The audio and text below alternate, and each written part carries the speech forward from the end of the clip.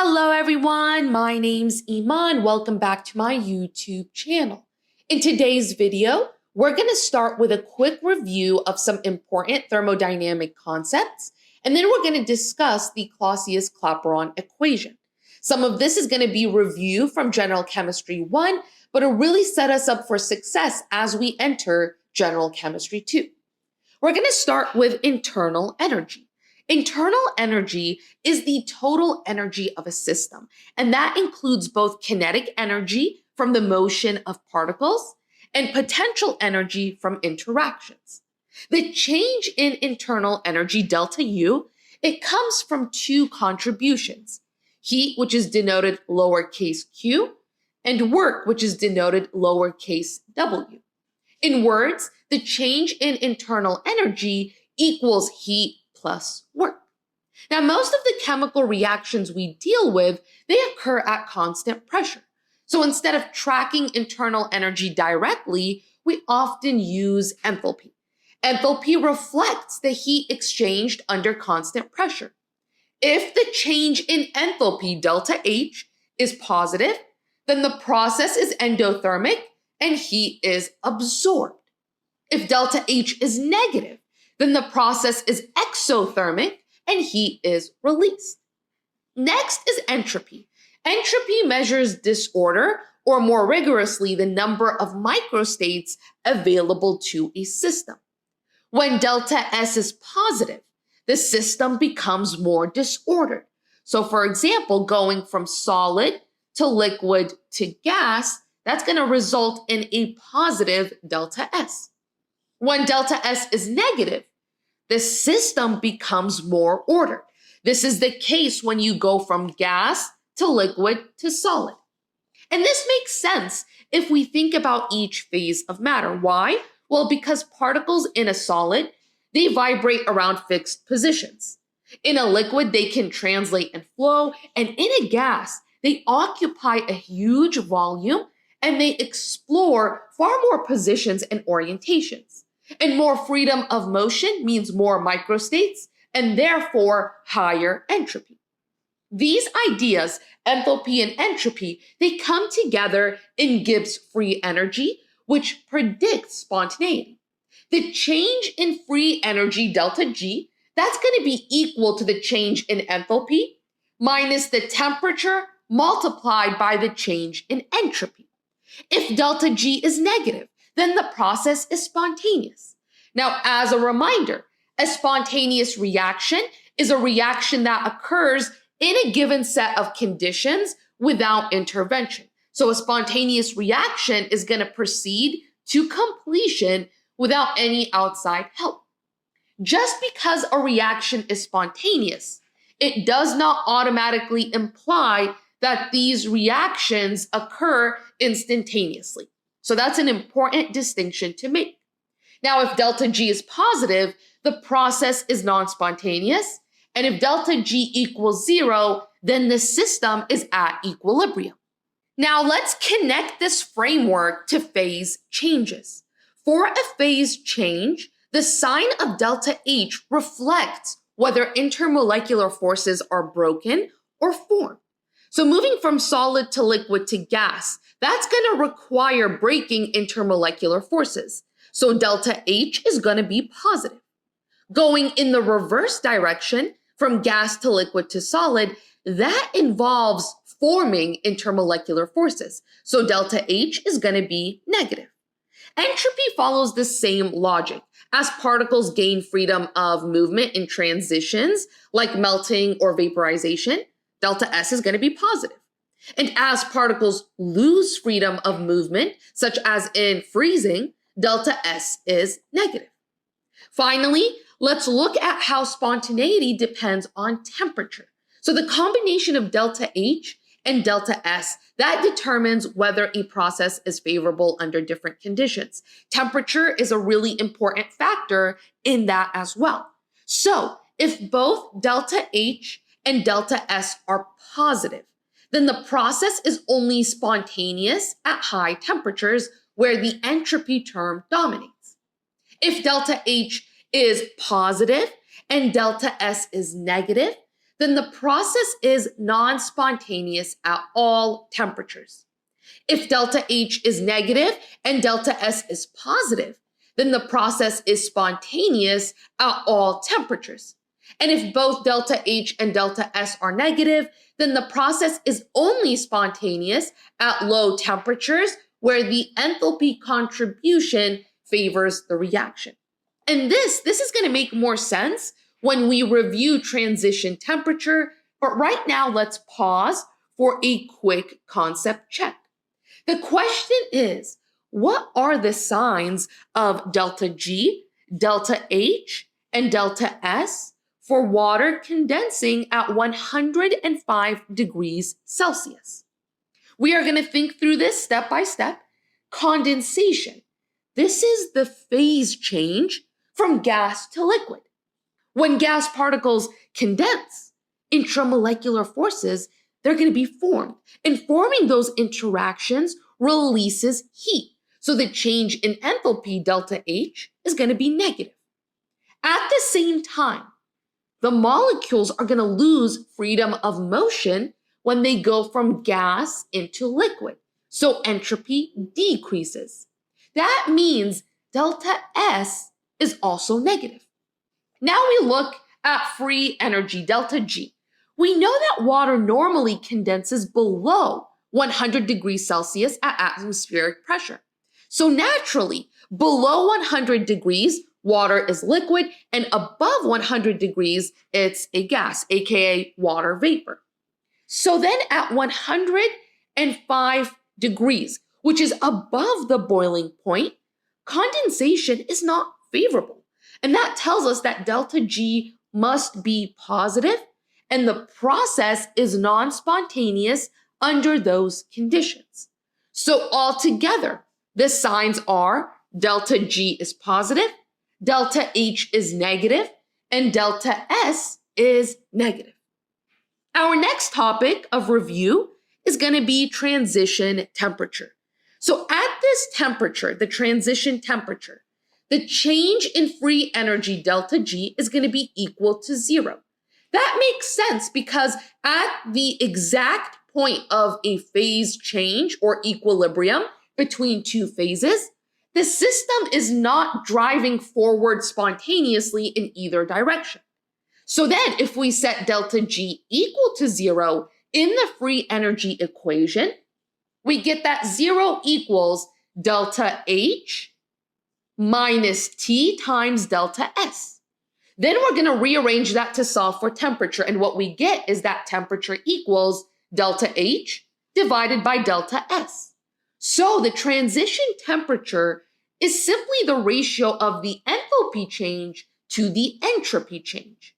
This temperature tells us exactly where a process becomes thermodynamically favorable. If both delta H and delta S are positive, the process is spontaneous only above the transition temperature. And that's because the entropy term has to dominate. So delta G will be negative, meaning spontaneous, when the temperature is greater than the calculated transition temperature.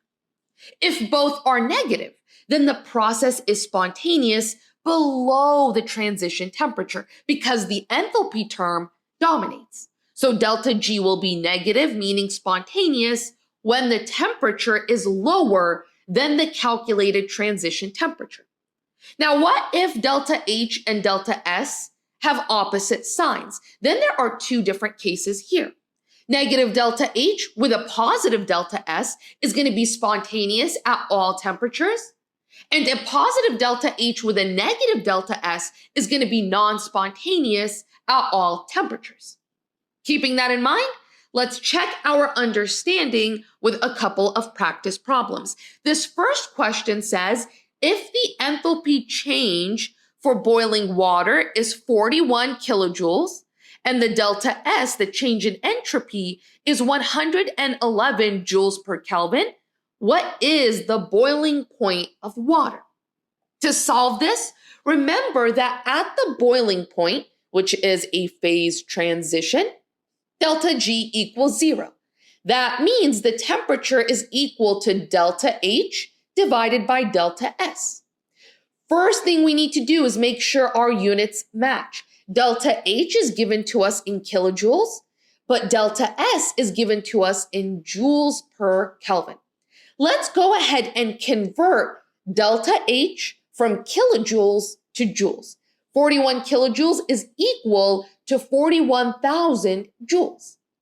Now we have the units match and we can divide by the entropy. So we can take our enthalpy, 41,000 joules, and divide it by the entropy, which is 111 joules per Kelvin.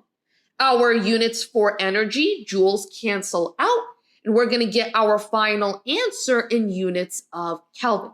So when we plug this into a calculator, that gives us a temperature of about 373 Kelvin.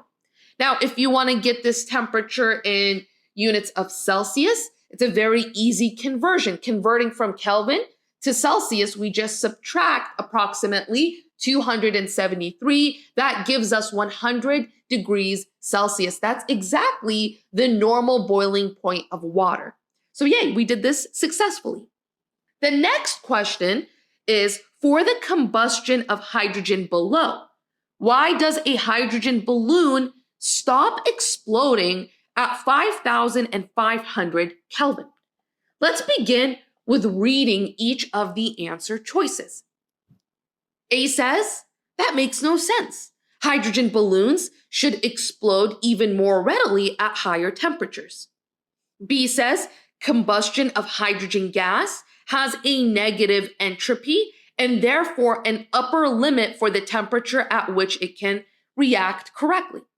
C says combustion of hydrogen gas has a negative enthalpy and therefore an upper limit for the temperature at which it can react. And then D says combustion of hydrogen gas does work on the system and therefore an upper limit for the temperature at which it can react.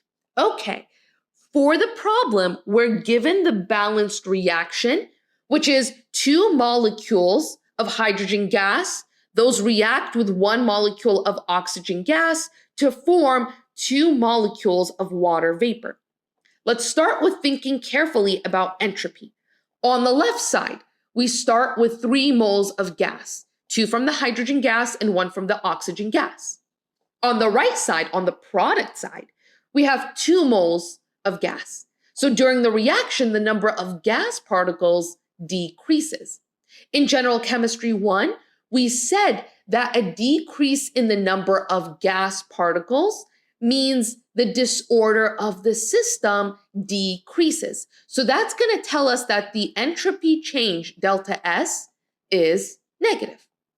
As for the enthalpy change, delta H, this is a combustion reaction. So enthalpy change for combustion reaction is going to be negative because combustion reactions are exothermic.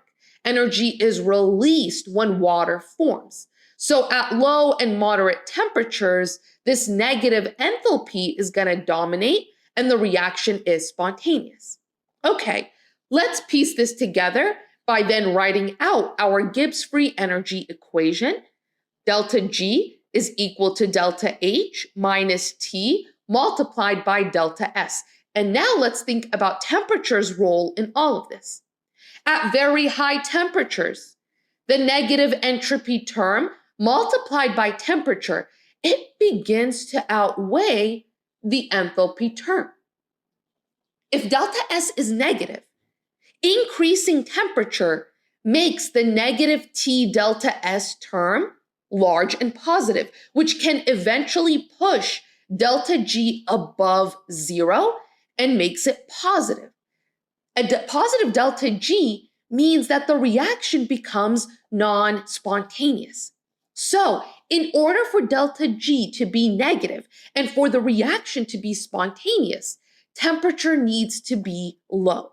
So the correct explanation is that the combustion of hydrogen has a negative entropy change, which creates an upper temperature limit for spontaneity.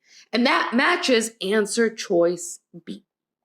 Now, let's turn to vapor pressure. Vapor pressure is the pressure exerted by gas molecules that are in equilibrium with the liquid phase. In other words, it's that pressure created by particles that have enough energy to escape the liquid surface and enter the gas phase. If the vapor pressure is lower than atmospheric pressure, bubbles cannot rise through the liquid, so boiling does not occur. But once vapor pressure equals or exceeds atmospheric pressure, then bubbles can form and they can rise, and that's what defines the boiling point. Now, the strength of intermolecular forces directly controls vapor pressure. So stronger forces make it harder for molecules to escape into the gas phase, and that lowers the vapor pressure. So for example, dispersion forces, they're relatively weak, about 1 kilojoule per mole. Dipole-dipole interactions are stronger, about 5 kilojoules per mole. Hydrogen bonding is stronger still, about 20 kilojoules per mole, and ionic interactions are the strongest, often between 50 to 100 kilojoules per mole. And as we move from dispersion forces to ionic interactions, intermolecular forces increase while vapor pressure decreases. So there is an inverse relationship between these two. With that being said, here are the key points we need to keep in mind about vapor pressure as we move through this unit. And again, this is very much review from General Chemistry 1. First, vapor pressure is a surface phenomenon because evaporation only occurs at the liquid surface. Second, vapor pressure is inversely related to intermolecular force strength. So stronger forces mean lower vapor pressure. Third, vapor pressure is independent of the volume of liquid because pressure is determined by collisions with the container walls, not by how much liquid is present. And finally, vapor pressure is temperature dependent. As temperature increases, vapor pressure increases as well. Now let's apply this to a concept check. The question asks, which of the following statements are true? Let's work through each one. Statement 1 says, vapor pressure is a surface phenomenon. That's correct. So this statement is true. Statement 2 says, the smaller the intermolecular force, the smaller the vapor pressure. That is false because weaker intermolecular forces actually give a larger vapor pressure. Remember that these have an inverse relationship. There is an inverse relationship between vapor pressure and intermolecular forces. Statement 3 says, the volume of a liquid does not affect the vapor pressure. That's a correct statement. So this is true. And then finally, statement 4 says, vapor pressure is temperature dependent. Also correct. Like we said earlier, as temperature increases, vapor pressure increases as well. So statements 1, 3, and 4 are all true statements, and that makes the correct answer here, answer choice B. With this basic understanding, we can elaborate now on vapor pressure by introducing the Clausius Clapeyron equation. This equation connects vapor pressure to temperature in a very useful way. In words, it says, if you plot the natural logarithm of vapor pressure against 1 over temperature in Kelvin, you're going to get a line, and the slope of that line is equal to negative enthalpy of vaporization divided by the gas constant. So let's unpack what this means. Enthalpy of vaporization, written delta H vap, is the energy that's needed to take 1 mole of a liquid and move it into the gas phase by breaking intermolecular attractions. This value is always positive for vaporization because energy has to be put in to separate the molecules. So the stronger the intermolecular forces, the larger the delta H vap becomes. Now look at the vapor pressure curves on this page. You'll notice substances with weaker intermolecular forces, like diethyl ether, they reach 1 atmosphere of pressure at a much lower temperature, so their boiling point is low. But substances with stronger intermolecular forces, like water or ethylene glycol, they require much higher temperatures to reach the same vapor pressure. That's why their boiling points are higher. Now, this gives us a few key rules. First, as temperature increases, vapor pressure rises exponentially. That's why heating a liquid rapidly increases the number of molecules that can then escape into the gas phase. Second, delta H vap is always positive for vaporization. And third, as intermolecular forces increase, delta H vap increases, which causes the vapor pressure at a given temperature to decrease. So to summarize, Clausius Clapeyron is the mathematical link between temperature, vapor pressure, and intermolecular forces. And it explains why weakly interacting liquids evaporate so easily and why strongly interacting liquids require so much more energy to boil. Let's wrap up this section with a couple of practice problems. So this problem says, which of the following statements is true? Let's work through each option. A says heat of vaporization decreases as intermolecular forces increase. That's incorrect. Stronger intermolecular forces require more energy to break. So heat of vaporization increases, not decreases. This is not what we're looking for.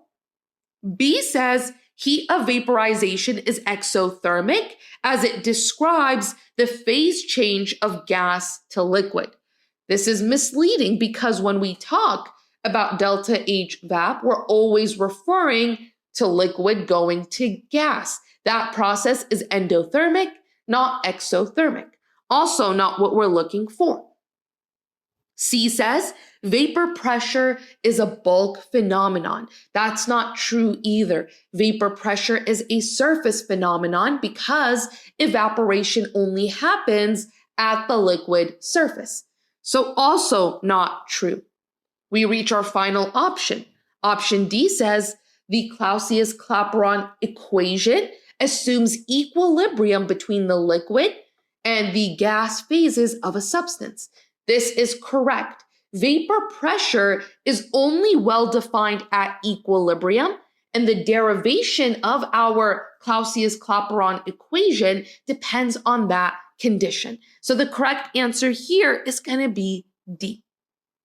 Now, this final problem says, what is the enthalpy of vaporization of a compound if its vapor pressure increases from 200 torr at 300 Kelvin to 600 torr at 333 Kelvin? This is a calculation problem that requires us to use the Clausius Clapeyron equation. Here we're going to isolate the enthalpy of vaporization because that is what we want to calculate. So we're going to multiply both sides by the gas constant, and then we're going to divide by the temperature difference term. From here, we have all of the variables we need to plug in and then calculate using our calculator. That gives us about 2.76 times 10 to the fourth joules per mole, which is also equal to 27.6 kilojoules per mole. And with that, we've completed this lesson. I hope it helps. Please let me know if you have any questions, comments, concerns down below. Other than that, good luck, happy studying, and have a beautiful, beautiful day.